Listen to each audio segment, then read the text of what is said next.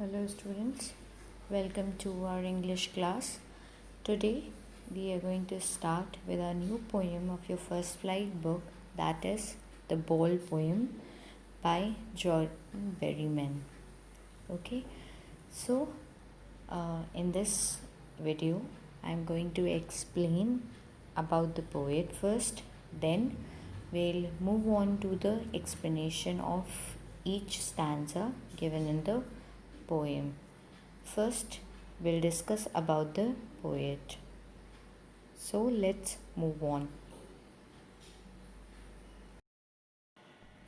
John Berryman was an American poet and scholar. He was born in McAlester, Oklahoma on 21st October 1914 and died on 7 January 1972. He was a major figure in American poetry of 20th century, and he also considered as the key figure in the conventional school of poetry.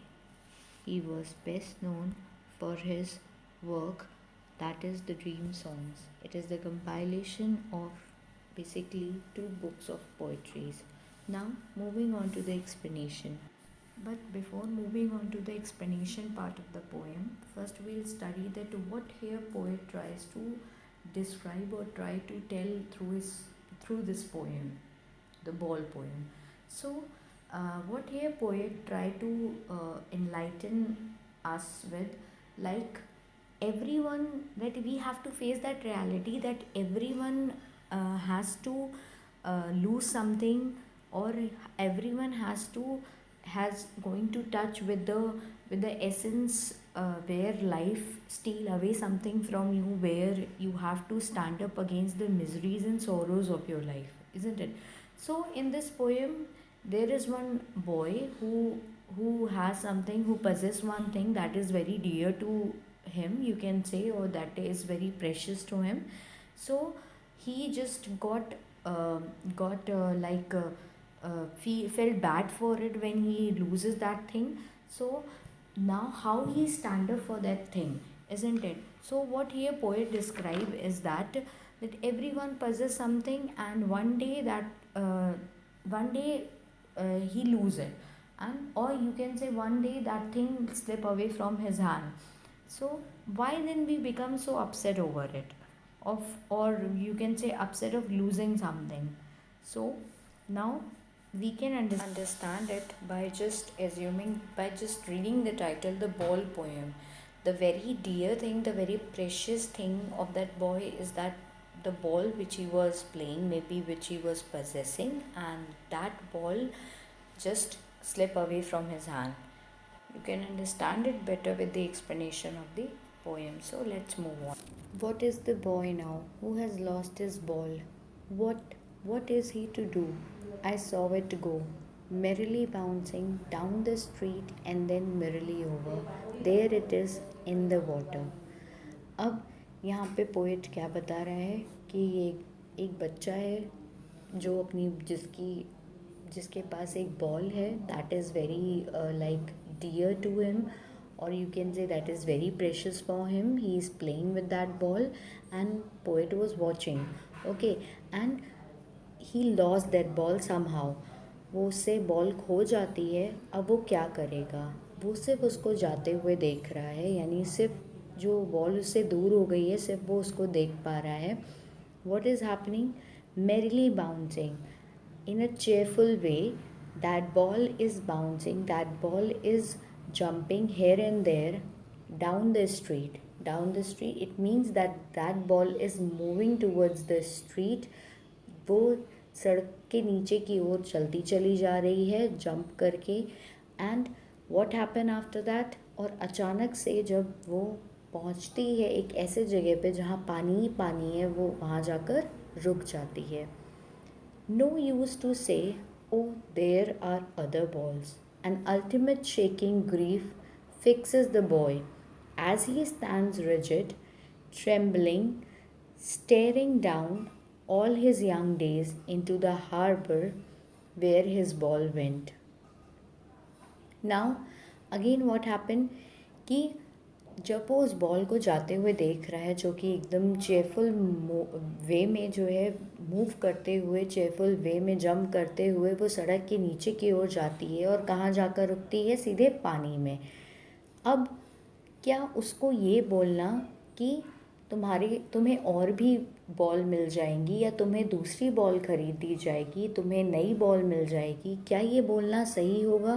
क्या ये इस word को बोलने से क्या उसे अच्छा लगेगा? Will he feel like relax after getting to know that he lost something that is very precious to him? I don't think so. So poet का कहना है कि उसको इन शब्दों से अब कोई फ़र्क नहीं पड़ता कि उसके लिए नई बॉल आ जाएगी, उसको नई बॉल दे दी जाएगी, पुरानी बॉल को वो भूल जाए। These words cannot console him. ये सारी चीज़ें उसे कंसोल नहीं कर सकती, उसको अच्छा महसूस नहीं करा सकती या उसको सिंपथाइज नहीं कर सकती। And ultimate shaking grief fixes the boy. और कहीं ना कहीं जो इंसिडेंट उसके साथ हुआ है, ये कहीं ना कहीं इस चीज़ से वो फ्रीज़ हो चुका है। And he was continuously looking at that ball, isn't it? He was continuously looking, he was staring. Okay, जो ये दुख है जिसमें वो जो अभी वो महसूस कर रहा है, जो उसके ऊपर बीत रही है, उसको शायद कोई नहीं समझ सकता। और अगर हम अपने शब्दों से उसको ये सिंपथाइज़ करने की कोशिश करें कि तुम्हारे लिए नई बॉल आ जाएगी, हम नई बॉल खरीद देंगे, ऐसा कहकर हम उसे अच्छा फील नहीं करा सकते हैं, क्योंकि शायद what ever attachment he was feeling with that particular thing, with that ball, that can never be replace. It is irreplaceable for him, isn't it? So what happened after that? As he stands rigid, trembling, staring down. Rigid is without flexibility. Okay, so staring is looking continuously. So he was extremely sad about that incident. He was in a same position, in a constant position, and वो लगातार उस ball को देख रहा है, उस पर उसकी नज़र है, और कहीं ना कहीं वो अंदर से बहुत दुखी फील कर रहा है कि अब वो उस बॉल के साथ खेल नहीं सकता है. Now what happen? All his young days into the harbour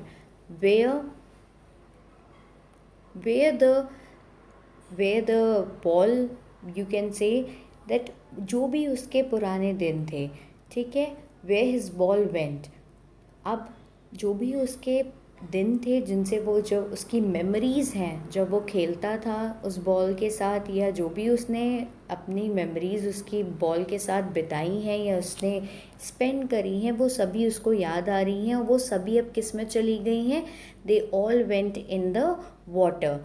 वो सारी मेमोरीज़ उस बॉल के साथ क्या होती जा रही हैं? ख़त्म हो गई हैं. Harbor is the place where, like a sheltered expanse of water, you can say harbor is a sheltered expanse of water. तो जैसा कि आपको पता है वो बॉल कहाँ पे चली जाती है? पानी में चली जाती है. उसी तरह उसके वो सारी मेमोरीज़, उसके यंग डेज जब वो उस बॉल के साथ खेलता था, वो सभी किस में चली गई है? पानी में चली गई है. And after that what happen? I would not intrude on him a dime, another ball is worthless. अब यहाँ पे पोएट का कहना है, क्योंकि पोएट खुद ये सारी चीज़ें देख रहा है और वो इस टाइम महसूस कर सकता है, एक्सपीरियंस कर रहा है कि how he was feeling after losing something, after something slip away from your hand, what kind of feeling that child is having right now, that thing can be experienced by the poet himself. तो अब वो यहाँ पे ये कहने की कोशिश कर रहा है कि मैं उस बच्चे को इंट्रूड नहीं करूँगा. Intrude means not interfere. So he will basically intrude means to interfere.